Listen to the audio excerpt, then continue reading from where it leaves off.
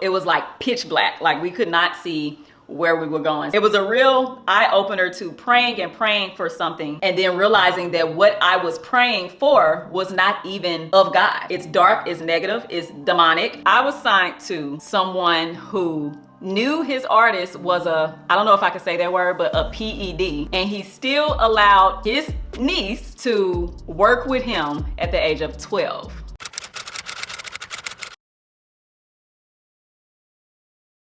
Hey y'all, welcome back to another video. So today we're gonna talk about my experience that I had working in the music industry. Some of you know that when I was a teenager, I signed a major record label deal. It was something that I thought was like the dream of a lifetime. I signed a joint venture deal with Universal Records and Blackground Records. And for those of you who don't know what a joint venture deal is, that is when two record labels come together on an agreement with the artist. So it's up to both labels to fulfill whatever the agreement is. In this case, Universal Records obviously was a lot bigger than Blackground Records. At least in my mind, what I thought was that Blackground needed more funding, so that's why we joint ventured with Universal, but I don't know. If my former manager, Lisa Lee, shout out, if you are watching this, then you can break that down in the comments. But anyway, like many young girls, I grew up singing and dancing, and it was to the point to where I would come home from school and I would just sing. I would record live performances and learn the choreography. I would get in the mirror and do my makeup, like how the stars looked in the video. Like that was just my dream. I just loved entertaining, and I had been entertaining ever since I was probably about 3 or 4.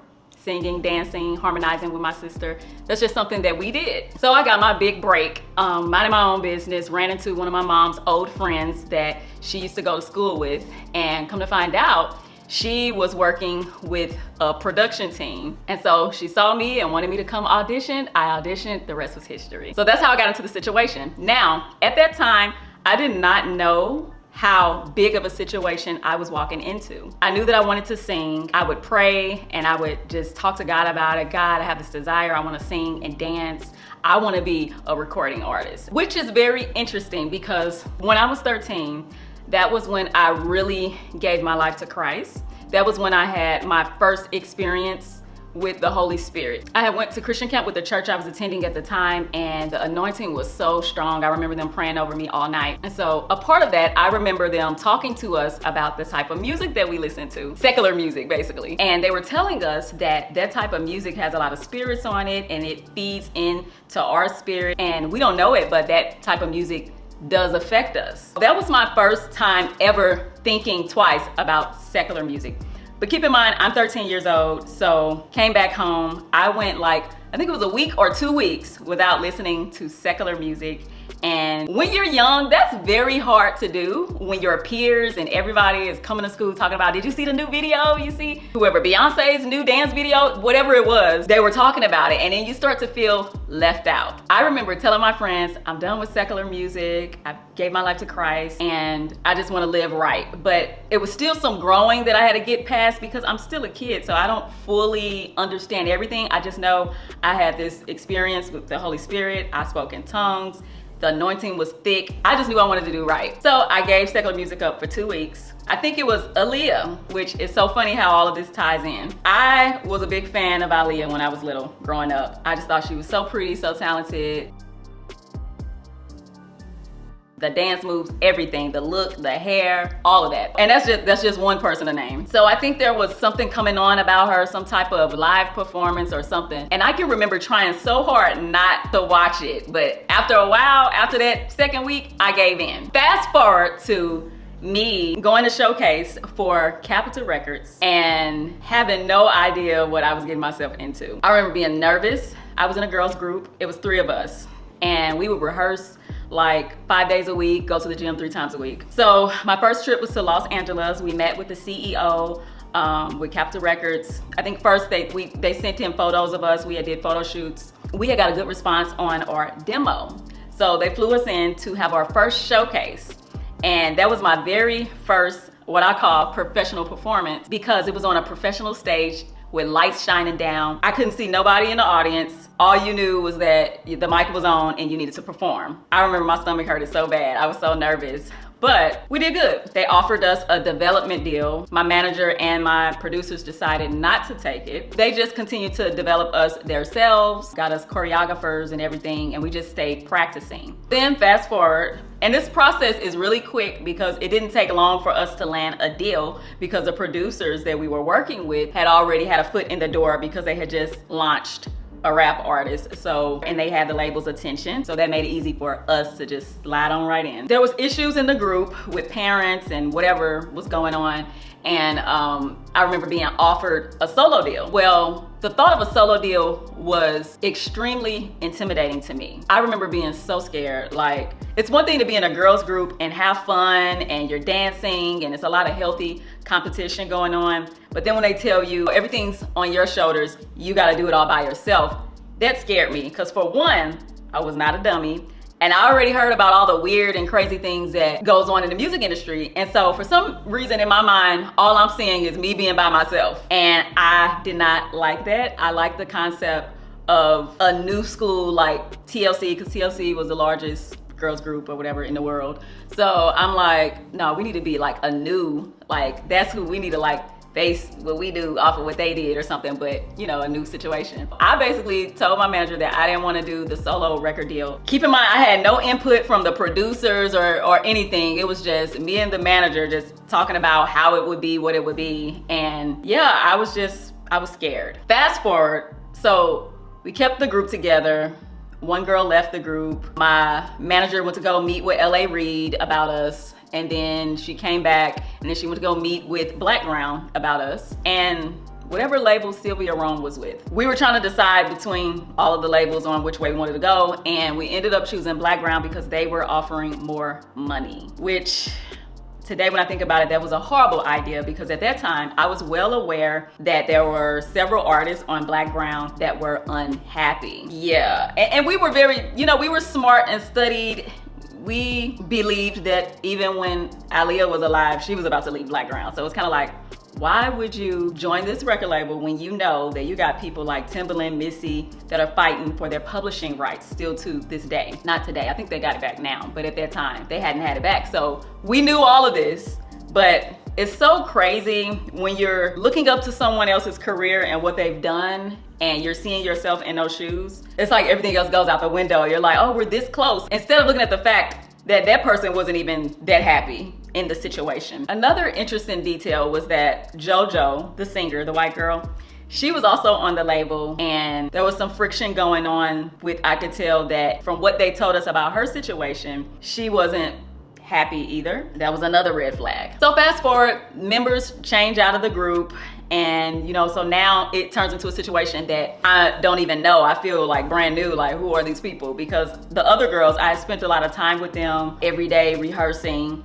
And it transitioned into the same thing with the new girls, but it was different because it was quick, because I'm all over the place because so much happened. This story is a long story and I'm trying to make it short. We went to go showcase for Blackground. In that showcase was Vince Hubert, Static Major, and Barry Hankerson, our manager, and it might have been some other people. In that showcase, the CEO felt like one of the girls in the group didn't have the confidence to continue on, and so he basically broke the news to our manager that he didn't want her in the group, which was ridiculous because in my opinion, I thought she was a very great singer and dancer, and she had the look. And she fit the aesthetic to me. She fit the aesthetic, very pretty girl. We had to go through all of that, breaking that news, and here we go. Divide and conquer. He's moving one of the original girls out of the group. So his whole goal was to eventually take one of the girls solo, which it turns out that was gonna be me. They basically told us that that was the format for most solo artists. They were in girls groups and then they broke them off into solo artists. But anyway, the showcase and all that stuff, very intimidating, of course. But one thing that I noticed, because we had a couple of meetings with the record labels, I noticed that the CEO always had black shades on. When a person wears black shades, I take that as they don't want us to see their eyes, which means they don't want us to see their soul, because the eyes are the windows to the soul. That's how I saw it back then, and that's how I see it today. Like, what is this? What's being hid behind these shades? That was off to me. It's so crazy how when you're young, you're so focused on this big dream, and you think you got it all laid out. You're like, God, please let us land this deal. Let us get this opportunity. I could change generational wealth in my family and work a job that no one else in my family has ever worked before, which you're gonna see in my life. That's always been a pattern, is to work the type of jobs that I haven't seen people work in my family. I'm excited. We got the deal. So then one day, the CEO invites us to his house in Atlanta, and he tells us he wants to meet with us about some things. But the catch was, he didn't want our manager to come with us. At that moment, my stomach dropped. Like, is he serious? What do you mean you don't want our manager to come with us? That's crazy. So our manager, this was communicated to her that she wasn't wanted, but that we were welcome. So I remember talking to the girls and I was like, no, I think she needs to come. You know, are you crazy? Like, no, she needs to come. Our manager ends up coming with us. I think we were there for like 2 or 3 nights. The first night, I remember getting in a limo with tents and riding out somewhere that was a very long drive, and it was nighttime. So it was like pitch black, like we could not see where we were going. So if anything had happened, we would have just been out there because there was no reception on our phones or anything. It was just us depending on the limo driver to know exactly where he's going. That was a bit uncomfortable for me because I'm like, where are we? And then the fact that he didn't want the manager to go. So our manager was with us and we ended up going to the house that night. Big old mansion, mall looking house. I can't even tell you how the house looks on the outside because it was so dark when we pulled up. But I know there was a ranch with horses. I do know that. But as soon as we walk into the door, it's this huge home, super tall ceilings. And the first thing that greets me is a black snake on a pedestal. And so I remember my stomach feeling so nervous. And with me, if I have to perform, my stomach is gonna feel nervous. But this was a night that I knew we were not performing. But in this case, it was the whole situation of knowing that he didn't want your manager to come. So what's this about? It's a snake on a pedestal greeting you, which is symbolic for not only what you're about to step into, but what those other artists before you who had signed to the record deal had to go through. I never forget, my hair was wavy, blonde, and long. Like I had all types of different colors of blonde, and my hair was like, it went like all the way down to my waistline. And I thought I ate, for real. You couldn't tell me nothing. Once you turn your hair blonde, that means you mean business and you standing on business. We went there, talked, whatever. To be honest with you, I just remember everything feeling dark. It was just a dark feeling. And he set that tone when he did not want our manager to come with us. And so we hung around that evening. I cannot remember what the conversations were. I have no clue because at this point, this was our second time meeting with him. Outside of the first time we met with him, we were in LA. This time we were in Atlanta. Then we ended up going back to the hotel and then coming back out there the next day because he wanted to cater food for us. So we came back out with our manager. That first night we visited, he did not say one word to our manager. The second day when we came back for dinner, he did not say one word to our manager. And I just remember feeling like, this is so disrespectful. Like, how you gonna invite a group to your home knowing we feel more comfortable with the manager, so she comes with us and you got a problem? You can't even greet her? It was awkward. Like, my stomach hurted the whole time. My little nosy self do my little research, and I find out that the restaurant that he was catering was a restaurant that he owned from his late wife that was a superstar and well known, but she was not receiving any of the profits. So that tells you a lot about this record label. How you got a restaurant from your ex-wife, she not getting no money, but you getting paid off of her. Same format, same way he did a lot of his artists. So first of all, the food was not given what was supposed to be gave. It was not good at all. They needed to hire new cooks. I don't know what he had going on with that. In this particular dinner though, I believe our producers, they were also there. And then I remember at one point, the CEO asked us to come into the living room area with him. And in the living room area, he starts talking to us, a little small chit chat, or who's your favorite artist and all of that type of talk. And then the conversation ends up turning into him asking us for our phone numbers. He wanted all of our cell phone numbers. And then he gave us his number. And I thought that was so awkward. I'm just like, what does he need with our phone number? He has our manager phone number. But keep in mind, he didn't want our manager to come with us in the first place. He ignored her. And if you know anything about the industry, when I say industry, I'm talking about from Hollywood to music to whatever, anybody that is a part of an industry that is famous where they're making a lot of money. That's the industry. In the industry, there's a pattern of divide and conquer. They want to get you away from the management or agents that are looking out for your best interests so that they can pull their own people in, so they can do whatever they want to do to you. That is the pattern. That is what they go for. And he didn't waste any time doing that with us. Let's pause right there and rewind. Another red flag that this was not the direction that God wanted me to go in my life was the contract negotiation was very hard. They sent us a contract. We would look over it with the entertainment manager, with the entertainment lawyer, and we would find stuff that was not fair. We would take things out and send it back, and they would approve it, but then they would sneak something else in the contract as if they were trying to catch us slipping, because this went on. I think the contract was sent back 3 or 4 times. So that was another red flag, that if this was a godly situation, which we know it isn't because we talk about the music industry, a lot of greed there. Why would it be this hard? Why would someone keep trying to slide things in a contract that are not for your best interest? Finally, we get the contract back, and there's a clause in there that says even if we are no longer signed to the record label, if we were to launch a business, he still wants to get a percentage of it. Does that sound familiar? Yes, it does, because that's what he was doing to his ex-wife. He was no longer, I think he used to be her manager, he was no longer her manager anymore, but he was still making money off of her. And that he had that same thing all these years later in our contract. That's red flag, second red flag. I'm like, But still in all, we're just excited that we got a major record label's attention. Universal loves us, Black Ground loves us. We're just excited because this is a dream come true, or so we thought. Okay, fast forward back to being at his house. We finished spending the evening at the house, chit-chatting, laughing. I'm just nervous because I'm uncomfortable because I don't know these people. The group members are even new. I'm trying to get used to them, and then I'm around all these people that I feel are judging me because they're like, they want to see the personalities and all that different stuff that's going on. It turns out just being a night full of just hanging around and awkwardness, and we end up flying back home to St. Louis. I'm talking to the manager and I'm telling her about, yes, he asked us for a phone number, and she was like, he asked for your phone number. So then she starts to tell me about how he said that every girl group can be broken apart easily.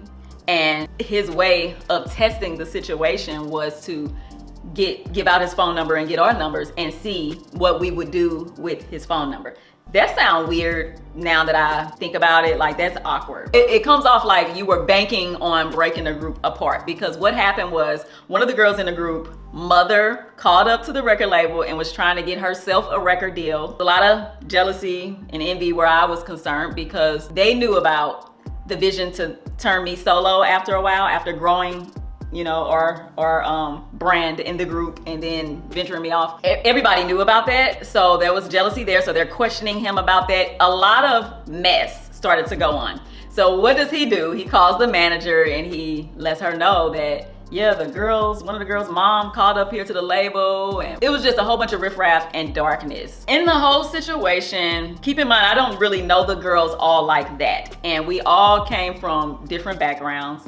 I came from a background where I was raised up with sisters. I think the girls that were now in the group, they only grew up with brothers. I feel like that plays a part in sisterhood. Maybe some people don't really know how to be a sister or be close and different things like that. Plus, we didn't know each other. Things just start getting weird in that situation. I don't really want to make this about the group. That's a whole separate video. I want to make it about thinking that because I'm praying for something and I believe it and these things start to come true, thinking that it's God putting me in a situation. There's a recording somewhere with us signing the deal and crying and all of that. And fast forward to today in 2024, I have obviously grown to a whole nother level spiritually. Who I was at 18 to 22 is not the same person that I am today spiritually at all. The foundation was there back then, but I was nowhere where I am today. So looking back at the situation, it was a lot that I seen happening before my own eyes. I remember meeting with the first record label and the lady sizing one of the girls up. Keep in mind, we're teenagers, because the lady asked, the AR asked, what do we like to do for fun? And the girl said she liked to go to the gym. And the lady looked her up and down like, do you? Because what people don't know behind the scene, we had issues with them telling us to get our weight in order. Not so much me, I've always been petite. but some of the other girls, original girls in the group, they were complaining about their weight. That's a horrible thing to say to a child. That's a horrible thing to insinuate to a child, and that can make you grow up to have low self-esteem or feel insecure. And these girls were not overweight at all. But when you're working in the music industry or in Hollywood, no matter what job you have, they want to see you very slim, athletic builds. That was kind of the look that they were going for at that time, which also ties into what I believe is another reason why they were so adamant on pushing me solo, is because I personally feel like they saw a vision, because to them, I had more so of the whole package of, okay, she's slim, keeps her weight down, she's cute, she can sing, she can dance, she can rap, which that's hilarious. I am not a rapper, but I rapped on one song and they took that and ran with it. Like, oh, she can rap too. And I'm like, I'm not your girl for rapping. It was a lot of things I felt bad about, even though it wasn't my fault. As an adult, I'm just like, I wouldn't have liked that if my child wasn't even overweight, but had to get told, okay, you need to lose weight, you need to do this. I remember one of the girls, all she would request was grilled chicken salads. Like every day, that's all she wanted to eat. And she started getting toned and everything, but it's just, looking back at it, it's just like, wow, that's a lot. Because I think when the group first originally started, she was like 14 or 15. So that's a lot on a 15-year-old. Time goes on and there's a lot of people in everyone's ear telling them one thing, divide and conquering. I remember going to a performance in Chicago and it being a situation to where our lives were threatened. It was a mess. I remember the record label threatening to harm someone because they had lied and said that they were a person rapping on a demo, and they actually, some rap artists signed a whole record deal, and they later found out it wasn't him rapping, it was his friend that was in jail. So I remember the record label wanting to like harm him or something because it was a lie, basically. I remember being told, my producers met with Sony, and one of their top people there, in the meeting, they saw him gravitate across the floor. My mother, my father, nobody knew the music industry. So it's like, you're telling me to go solo all by myself after all the craziness that I had experienced so far, or that my producers had experienced, or that my manager was experiencing, but I'm supposed to go solo. Fast forward back to when I actually signed the deal. Starts to be a lot of friction in the group and jealousy, but there was also a breach of contract. Our advancement checks would be late, and it caused drama to where the girls in the group did not want to come to the studio, rightfully so, because we weren't getting paid. The checks was late. And it was a very unprofessional situation. And I remember thinking, okay, we signed to a major record label deal. I thought everything was gonna be intact on time, but it wasn't. And so I'm like, yeah, that don't feel good to be working and your check's late. So the girls stopped coming to the studio, and the CEO, he was like, well, I don't care what they do as long as that one girl is in the studio talking about me. And I'm like, hold up now, who? I'm like, I know you ain't talking about me. Not your girl, not me. He said that he didn't care what they did because in the back of his mind, he was gonna take me solo anyway. So he's like, as long as she's working. And I'm like, hold up now, brother. I need my money too. Now, I wanna keep the situation together because obviously I've been in the group longer than everybody, and it was a true dream for me. The whole situation was a dream. It was like my baby, it had became my baby. But to feel like you're being taken advantage of is not a good feeling. So I started talking to my manager, and we started auditioning backup dancers in St. Louis for just to be a part of the group, because there was some issues with who's the lead singer, which was me. But some of the new girls, I think they wanted to be the lead or something, or just, they didn't want the jealousy that had been happening in the group. I remember a girl, she went to the studio and recorded a whole poem about me out of hate. And so when they saw that, they was like, okay, something has to change. So he started putting out requests, as long as she stays in the studio, I'm not going for it. So my manager calls up our entertainment manager, and they start to go over the contract to confront him with a breach, because to not send money to the artist on time, that's a breach in the contract. In this situation, it really worked out for my good. Like I said, God was with me through the whole situation. Although I know it wasn't a blessing from God. Like, people want me to look at, oh, you used to be signed to Universal. They want me to look at it and be like, so happy about it. It's an accomplishment because it's something that people don't do every day, but I don't feel like it was an opportunity from God. So from that, my manager is like fighting to get us out of the record deal, and he's sending out threats and this, that, and the third. And our lawyer is like, yeah, but he's breaching the contract, so it's not gonna stand. Thankfully, we had a manager that really did care about us, that was looking out for our best interest, but it didn't sit well with me the way they were treating our manager. It was kind of just like a messy situation. It was too negative, too dark. He's trying to work something out to keep me on the record label solo, but after meeting with my manager, it just didn't seem like it was gonna be a good situation for me as a solo artist. This is later. This is Universal and Blackground that was trying to get me to go solo after the record deal. Everything else was pre-record deal. And so I'm just like, well, if we couldn't get things to go right within the group, even though I knew it was issues in the group, but he couldn't handle the business properly in a group, how do we know that he's not gonna shelve me as a solo artist, and then I would just be trapped and forced to work? Like, he wasn't paying me enough to do that. So my manager fought to get me out of the contract. And so we finally won, and they got us out of the contract. And because we were smart enough to ask for installments, some people get an advancement check and they just get everything up front. I requested installments because I didn't want to blow through the money. Well, that turned out to work in my favor, because if we had got the whole thing, then we would have owed him, and it would have been a whole nother situation to where we were trapped. So they worked it out to where we got out of the contract on a breach, and we did not owe him for the checks that we did receive. But anyway, God was watching over me the whole entire time. I had my heart set on what I thought I wanted to do. I just knew I was supposed to be a star. That's what I want. That's what it has to be. God knows all of our personalities, our morals, our standards. He knows us as people, and he knows who we're gonna be in the future. And so what God could see was that the way I've made this young lady, she don't go for just no anything. She's no nonsense. She basically don't play. I always carry myself like a lady. I'm not a person that's for what's wrong. I'm always for what's right. The music industry is an industry that is wrong. It's dark, it's negative, it's demonic. I don't care how you put it.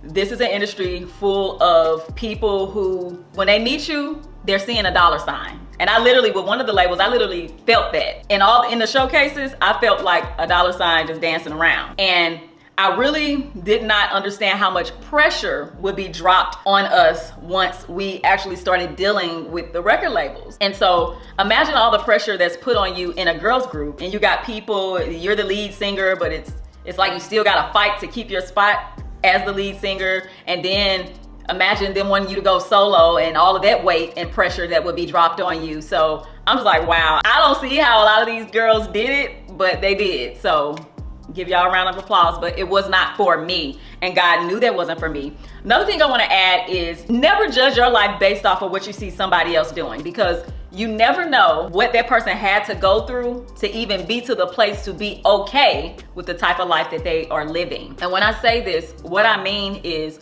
a lot of these people, celebrities, singers, actresses, influencers, more so the ones that are on the level of having 1 million or more followers. A lot of these people that I learned personally in my own experience, they're not always who we think they are. A lot of people are propped up to be someone who is marketable to a younger audience. And so I am a victim of growing up, looking up to these people, these women, becoming a fan or wanting to be like them, and then realizing that you don't know them, you don't know what they go through, you don't know what they'll do.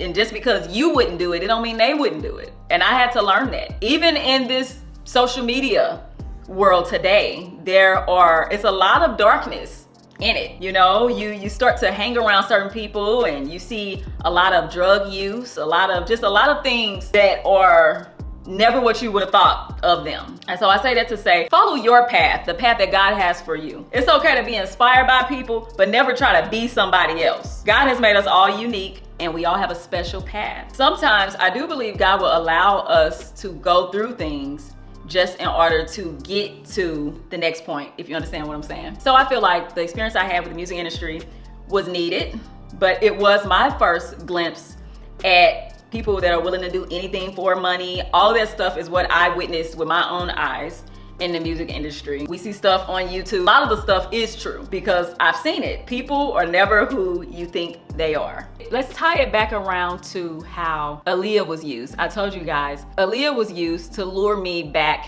into secular music when I was a little girl. Years later, she was used again to lure me into the record deal. And who would think that I would sign a deal with her exact same record label plus a bonus label? But who would think that, you know? So the enemy will take things and use things just to lure us into a lifetime of sin. Does that sound familiar to you?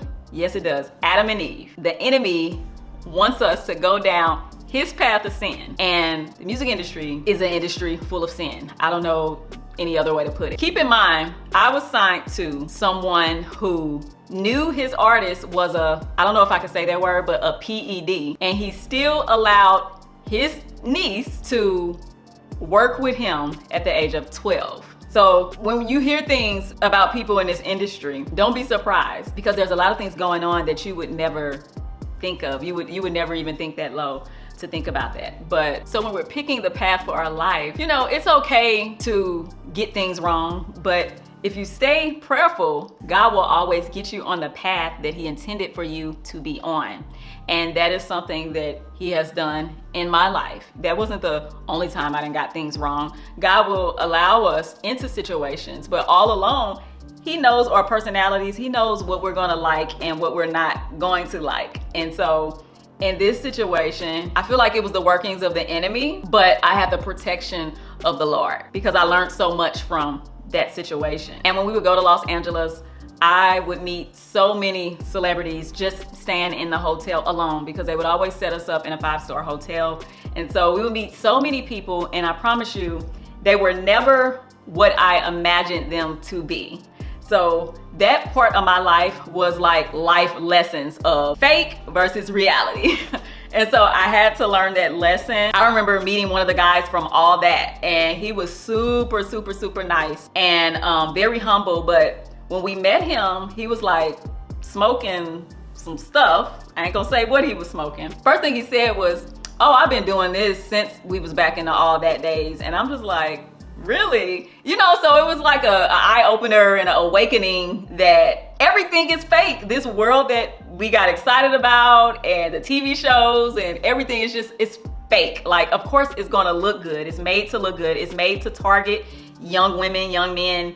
That is the industry. That's called marketing and branding, and knowing your target audience and knowing who to target to in order to get records sold or shows views. So it's just made, everything just makes sense to me on how everything comes full circle and how it works together. Another thing I wanted to add was, after getting out of that situation with the record label, I moved on to continue to pursue the entertainment industry. And it was still the same stuff, it's always something weird going on. I remember I got called out to a video audition. Nothing that was distasteful. They were looking for a young lady that could act, and I was recommended. My people knew the artist's management. And so I'm thinking I already got the part. So I fly to Atlanta for this audition.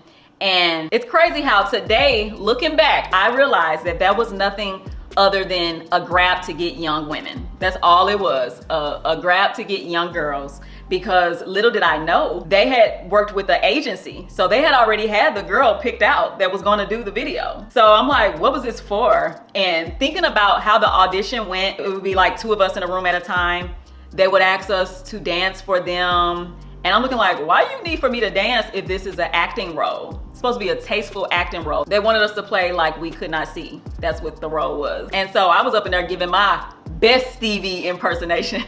But, ooh, let me stop. I was keeping it cute, but I was confused at the same time because I didn't understand, why do we need to dance though? We don't have to dance. I was told you look nice and you act out the role that they needed for you to do. Just go from there. And that's not what it was given. It was given, why are you having us do this? It feels like y'all just want to see a show. Keep in mind, the artist was not even there yet.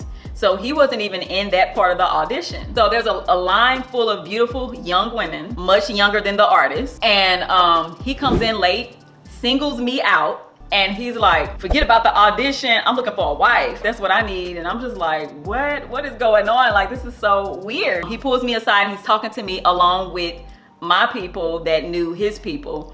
And we're talking, trying to talk business, but he keeps making it like it wasn't about the business. Like, well, I like her. It was like I want her, like she's mine type of thing. I remember he took my phone, he put his number in it, called himself, He was like, I'm gonna be calling you tonight. When the artist called me, he was like, so what we doing? You should come out to my house or whatever. I got a house in Buckhead, this and the third, just bragging. And I'm like, okay, you know, not impressed because, okay, that's nice. I don't know you. My people, they like, well, he's more than welcome. He can come over here. I'm a cook or whatever. We had some stuff going on, and he's like, what I look like coming out to somebody's house? And I was like, well, you look like a visitor. He was like, no, you should come to my house, come see my house. And I was like, yeah, I can't do that. So then this man blows my phone up the whole time I'm there, and I was there for about a week. He called me every day to try to talk me into coming to his house. It was clear that I was uncomfortable. He was not giving up. He asked me to send some pictures of myself. I sent regular cute pictures, but he kept asking me to send pictures. Come to find out, he was hoping that I would send nude pictures. I was green, I didn't know. My sister had my big sis, rest in peace, she had to inform me, oh, he's trying to get you to do this, that, and third. So then the guy started to try to manipulate me and called me scary because I would not come out to his house. And so it was in that moment that I got really, really frustrated with the industry. I was like, this is a mess. Thankfully, in the situation with the record labels, I had management and, you know, we felt protected, but it was still a lot of things janky that was going on. Thankfully, nothing happened, but we were still put in compromising situations with that, you know? So to separate from the label and to still have to try to make your way through the industry, and it's like all this stuff being, you're told one thing and then when you get there it's something else. I was starting to get very tired of the tug of war. Like it just wasn't a good feeling for me, and I'm just like, my personality don't go for this. I'm a person that I'm a move to the beat of my own drum. When I was in college, I did not sign up for a sorority. Like I was just always a leader. So it just was not my personality to stay in the entertainment industry. And so I started feeling like, looking like the people that were in it, and realized that a lot of those people, they don't even act like me. Like they're not like me, we're different, we do things different. And that's when I learned that, okay, they're looking for a certain type of woman, a certain type of girl. And that particular artist was used to young girls being impressed by his catalog and impressed that he's asking them to come to his house. And the crazy thing is that people have egos in the industry, and they're so high up here that it never occurs to them that, hey, some women are actually young ladies and they carry themselves with class and like a lady. And, you know, maybe she's not coming because she has morals and standards and she does not know you. That never occurred to that guy. You know, so when we're seeing people in the media right now that are going through these things that are like, this is really like, once people get to a certain level, their head just get big. And once they start getting a certain amount of money, like they just really start to lose their self. The industry just started to be like, I started to feel like you gotta do something to get what you want. You can't just work hard. You gotta be dating someone or liking someone, and I didn't like anybody. Nobody that I came across that I actually like that, to be dating any producers, writers, or whatever they were, CEOs, whatever. That wasn't gonna happen. I remember even like when I separated from the record label, it was even like pulling teeth getting a copy of the songs I would record. Like I would fly out to work with some producers, and they would record me or whatever. They wouldn't even give me, even though the songs were not completely finished, they weren't mixed, they wouldn't even give me like a copy of my work. And I'm normally good with that. Like my whole career, I always stayed on top of getting my songs, and my manager didn't play about that either. But in this situation, like being on my own, I was having a hard time with that. And it started to feel like, well, what it was they not gonna give you your stuff because you didn't give them nothing. So they ain't gonna give you your music.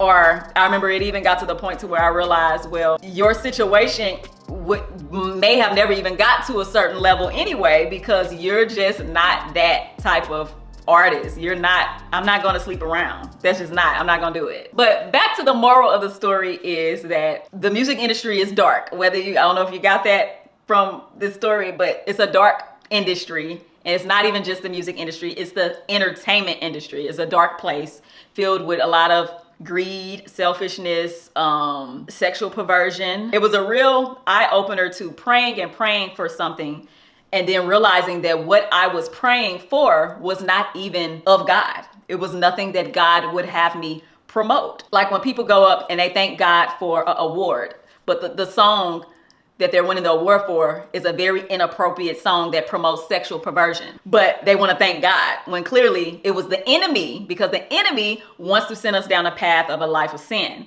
And so he wants us to make that type of music, secular music, that's talking about all of these things, sex, drugs, prostituting, whatever it is. He wants us to make music that's going to poison the world so that his agenda can continue to be pushed and go on and on and live on and on and on. So I had to realize that it was never of God. There's nothing wrong with having a desire to sing and dance and all of those things. But a lot of times you have to look at the origin of why you want to do what it is that you're saying that you want to do. And one thing I remember my manager used to always ask all of us, all the girls in the group, was, why do you want to do this? And my answer would always be, because I want to be a positive role model for young girls. That was always my answer. It never changed. That transforms into today. Some of you guys have been following me since like 2021, 2022, where my brand was more so lifestyle, whatever, influencer type stuff. Just your everyday influencer things was what I was doing. But I always wanted to do something different. I always talked about God in my content, but I didn't have it wasn't a Christian brand. But I was a Christian though. So then things just didn't make sense. So that's why it brings me to my influence. Back around to my influence is anything that I'm putting out there is going to have to glorify God. If I had went on and took the solo deal, I would have been doing things that did not glorify God. One, because it was a secular record deal with me singing secular music about boys or whatever the heck they had us singing about. And none of it was glorifying God.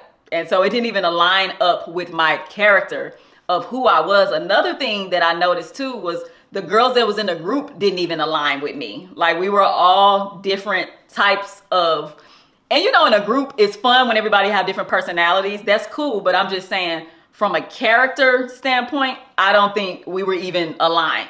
You know, so it's like, well, how are we moving forward? And we're not even on the same page, on the same accord.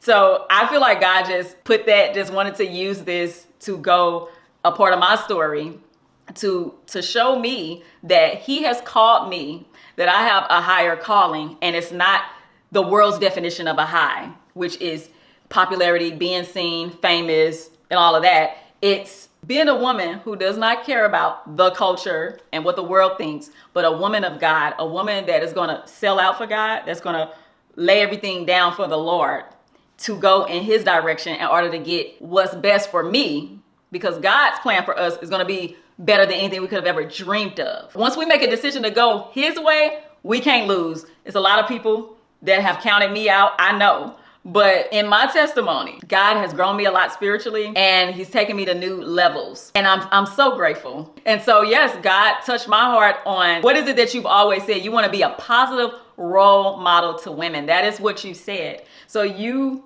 are going to have to stick to what that is. And that is why my brand is changed over to 100% Christian content. That's the only thing that I got for you. So I hope y'all were able to get something out of this story time and that you can apply it to your life. And I hope you know that this doesn't mean don't follow your dreams or your passions.